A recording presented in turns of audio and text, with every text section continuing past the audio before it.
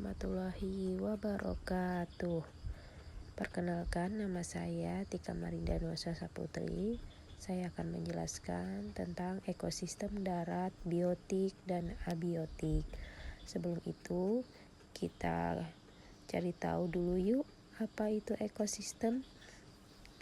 Ekosistem adalah sebuah sistem ekologi yang terbentuk dari hubungan timbal balik antara makhluk hidup dengan lingkungan sekitarnya.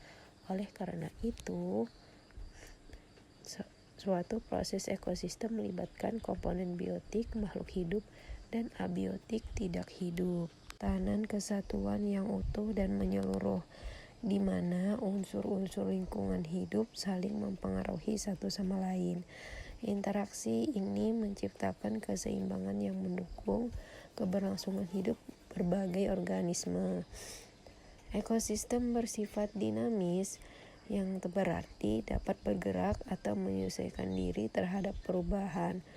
Ada loh cabang ilmu yang khusus mempelajari tentang ekosistem, yaitu ekologi. Ilmu ini mempelajari lebih jauh mengenai interaksi antara makhluk hidup dan lingkungannya. Ekosistem baik yang bersifat terestrial atau daratan maupun akuatik atau perairan terdiri atas berbagai komponen. Komponen-komponen ini dikelompokkan berdasarkan segi trofik, nutrisi, serta struktur dasar ekosistem. Namun secara umum, komponen ekosistem terbagi menjadi dua jenis utama, yaitu komponen biotik dan komponen abiotik. Komponen yang mencakup semua makhluk hidup atau organisme yang ada di permukaan bumi, termasuk manusia, hewan, dan tumbuhan. Berdasarkan ukurannya, komponen biotik dapat dibagi menjadi makroorganisme dan mikroorganisme. Dalam ekosistem, komponen biotik dibedakan menjadi 3 kelompok utama, yaitu produsen, konsumen, dan dekomposer. Autotrof yang mampu menghasilkan karbohidrat sederhana seperti glukosa dari karbon dioksida melalui proses fotosintesis. Organisme heterotrof yang tidak mampu menghasilkan makanan sendiri sehingga bergantung pada organisme lain untuk memperoleh energi. Berdasarkan jenis makanannya, konsumen terbagi menjadi 3 kelompok, yaitu karnivora, herbivora, dan omnivora. Adalah organisme yang mampu mengurai sisa makhluk hidup, baik heterotrof maupun autotrof yang telah mati.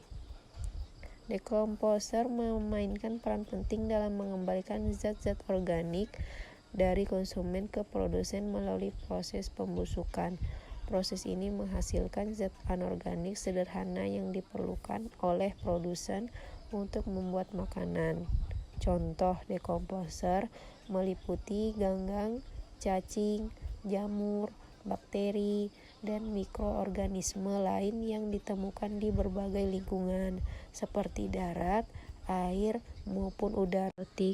Yang mencakup unsur-unsur tidak hidup yang terdapat di lingkungan dan sangat mempengaruhi keberlangsungan hidup makhluk hidup. Komponen ini meliputi faktor seperti senyawa anorganik dan senyawa organik, serta faktor fisik seperti suhu, sinar matahari, angin, air, udara, kelembapan, cahaya, salinitas, dan kemudian ada jenis-jenis ekosistem, yaitu ekosistem alami dan ekosistem buatan. Ekosistem alami adalah ekosistem yang terbentuk secara alami tanpa campur tangan manusia. Ekosistem alami terbagi menjadi 2 kelompok utama, yaitu ekosistem akuatik atau air dan ekosistem terestrial atau darat. Yaitu ekosistem buatan, yaitu ekosistem yang diciptakan manusia untuk memenuhi kebutuhan tertentu. Keanekaragaman hayatinya cenderung rendah karena didominasi oleh campur tangan manusia. Antaranya yaitu hutan produksi seperti hutan jati dan hutan pinus, bendungan, agroekosistem, sawah tada hujan atau irigasi, perkebunan sawit, ekosistem permukiman kota atau desa, dan lain sebagainya.